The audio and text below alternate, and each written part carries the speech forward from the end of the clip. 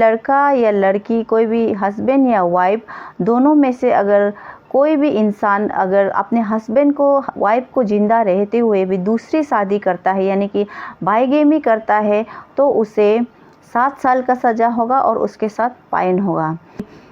लड़का प्यार हो गया, बाद में लड़की को पता चल गया कि वो मैरिड है और उस लड़का का वाइफ को भी पता चल गया कि ये तो मेरे हस्बैंड तो किसी के साथ अफेयर चल रहे, देन वो लड़की के साथ जाके उन्होंने झगड़ा किया, उसके पूरा मोहल्ले में उसे बदनाम कर दिया, क्या कि तुम मेरे पति के साथ ऐसा अफेयर है, तो लड़की जो शर्म से क्या हो गया, सुसाइड कर दिया।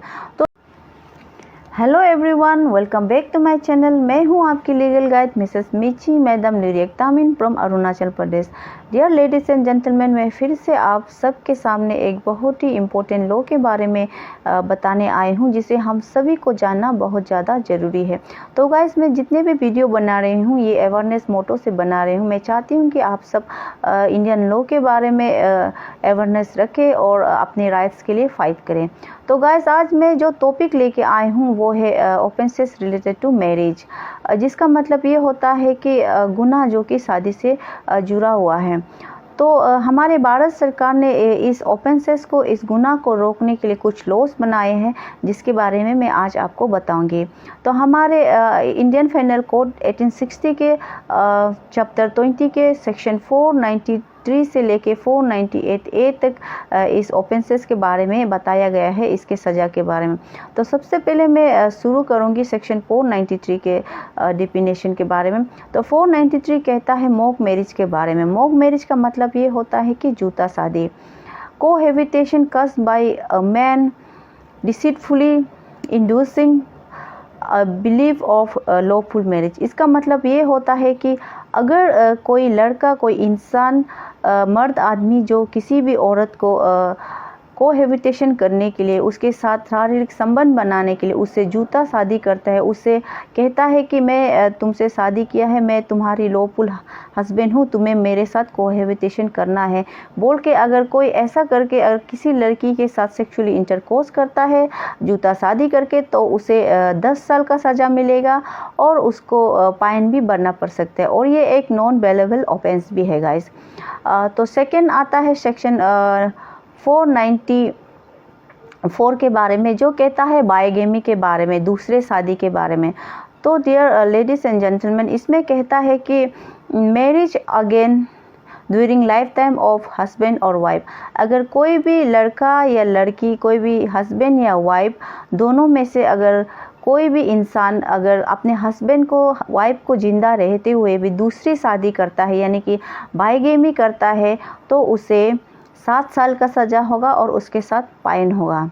हाँ, बट इसमें एक्सेप्शन भी दिया गया है, इसमें एक्सक्यूजेस भी दिया गया है कि सपोजली करो पत्नी बन गया, पति मर गया, तब आपका सेकेंड शादी लीगल होगा, और उसके बाद आपकी डिवोर्स हो गया तो आपकी सेकेंड शादी लीगल होगा। और हस्बैंड या वाइफ जो कि 7 साल से लापता है, गुमशुदा है, अगर आपको उसका कोई नॉलेज नहीं है, वो गायब हो गया, देन आप किसी और दूसरे से शादी कर सकते हैं। बट अगर आप वो सब में नहीं है और आपने अपने हस्बैंड या वाइफ के रहते हुए दूसरे शादी किया, तो आप एक कानूनी गुनाह कर रहा है और इसके सज़ा आपको 7 साल जेल और फाइन हो सकता है, और ये बेलेबल ऑफेंस है।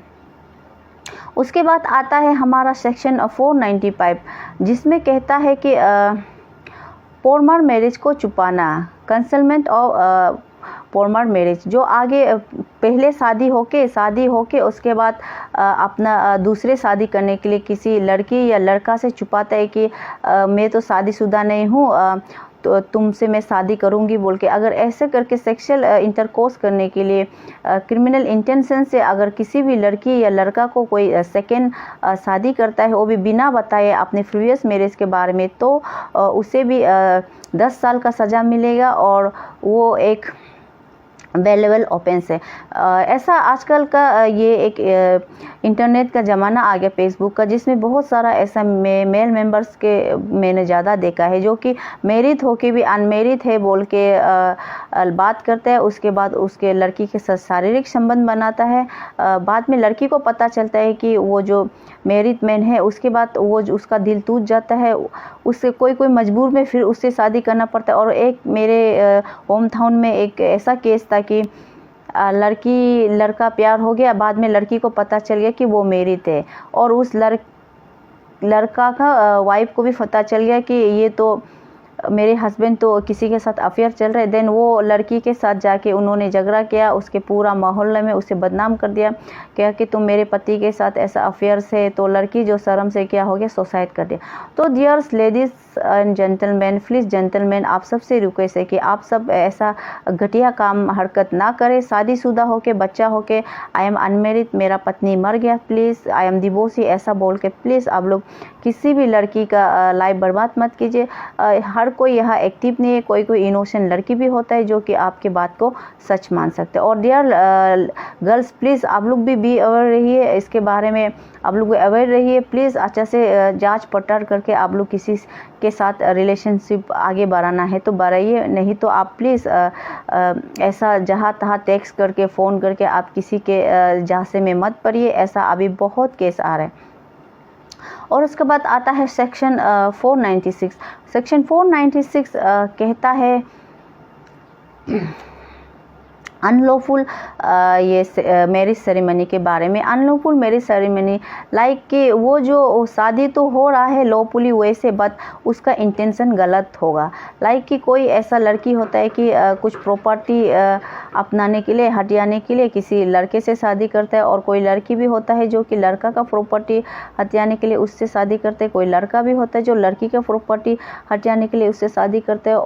मतलब क्रिमिनल इंटेंशन से, अगर कुछ भी क्रिमिनल, कोई भी क्रिमिनल इंटेंशन से अगर आप वो शादी लॉफुली करता है तो उसे भी हम क्राइम कहते हैं। और कोई होता है कि लड़का लड़की दोनों मिलकर शादी करते था कि वो अपने पिताजी का, अपना ये दादाजी का, अपना नाना नानी जी का प्रॉपर्टी वो हड़प सके, तो वो सब एक क्रिमिनल इंटेंशन है और वो सब एक क्राइम है। तो उसके भी आपको सज़ा मिलेगी 7 साल का। उसके बाद आपको जेल और फाइन हो सकता है।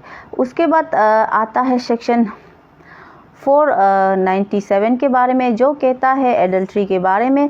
एडल्ट्री का मतलब ये होता है कि अगर कोई भी वाइफ जो अपने हस्बैंड के होते हुए भी किसी लड़के के साथ जाके शारीरिक संबंध बनाता है उसकी मर्जी से।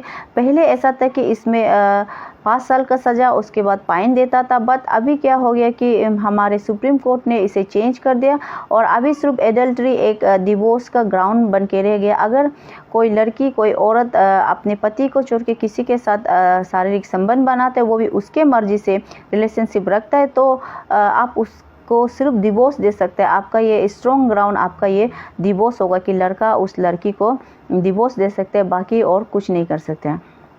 उसके बाद आता है सेक्शन 498। 498 कहता है कि टेकिंग अवे, उसके बाद डिटेंडिंग करना। अगर किसी भी मैरिड वुमेन को कोई भी इंसान उसको क्रिमिनल इंटेंशन से उसको छूने के लिए, उसके साथ इंटरकोर्स करने के लिए सेक्सुअल उसको लॉक करके रखता है, उसको भगा के ले जाता है, उठा के ले जाता है, तो उसको जो सज़ा मिलेगा 2 साल का जेल होगा। उसके बाद उसको फाइन भी भरना पड़ सकता है। तो अभी फिर आएंगे हमारे सेक्शन 498A। 498A मैं दोबारा आपको इनलाइटन कर रही हूँ। ये पहले वीडियो में मैंने बताया, ये जो क्रूएल्टी के बारे में है, इसमें क्लियरली कहा गया है कि अगर हस्बैंड और हस्बैंड के रिलेटिव यानी कि लड़की का इन-लॉज अगर उसके साथ बहुत बुरा बर्ताव करता है, किसी भी बात को लेके, दहेज को लेके, संतान को लेके, कुछ किसी भी चीज़ को लेके अगर उसके साथ मारपीट करता है, बहुत बुरी तरह गाली गलौज करता है,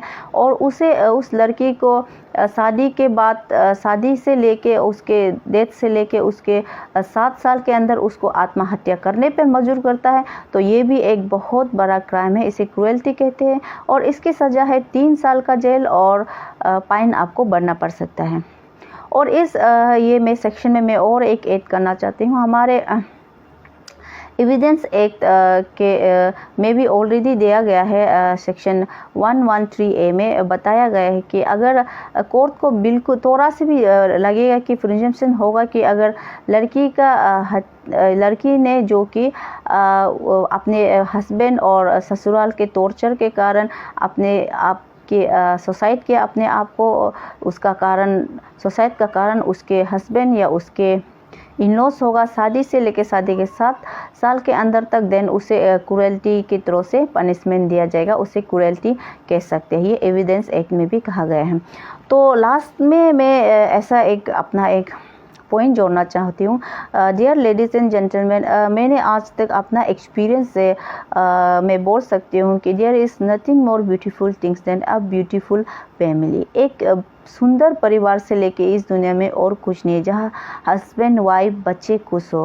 प्लीज़ आप लोग अपना डिज़ायर के लिए अपने बच्चे को दुख मत दीजिए। जितना सकेगा आप लोग एक अच्छा पार्टनर बनिए, एक दूसरे का गलती को माफ़ कीजिए और ये अच्छे से आगे बढ़िए। बच्चे के साथ कभी टाइम बिताइए, वाइफ के साथ टाइम बिताइए, वाइफ पति के साथ, बच्चे के साथ टाइम बिताइए। एक फैमिली में एक अच्छा एनवायरनमेंट होना बहुत ज़रूरी है।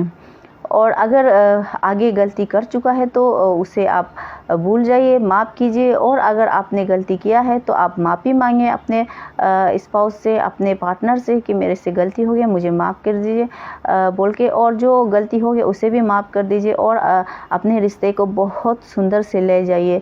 मैं यही चाहती हूँ, प्लीज़ कोई ऐसा ऑफेंस मत कीजिए जो आपके बच्चे को इफ़ेक्ट हो। तो मैं इस अच्छे नोट के साथ आप सबको कहूँगी, अगर आप सबको मेरा वीडियो अच्छा लगा तो प्लीज़ सब्सक्राइब कर दीजिए, ताकि मैं और भी बेहतर लॉ के बारे में आप सबको बता सकूं, कि आप सबका राइट आप सबको दिला सकूं मेरे इस वीडियो के थ्रू से। So please guys support me, like, subscribe and comment. So thank you all, God bless you all, सभी को गॉड ब्लेस यू दिल से।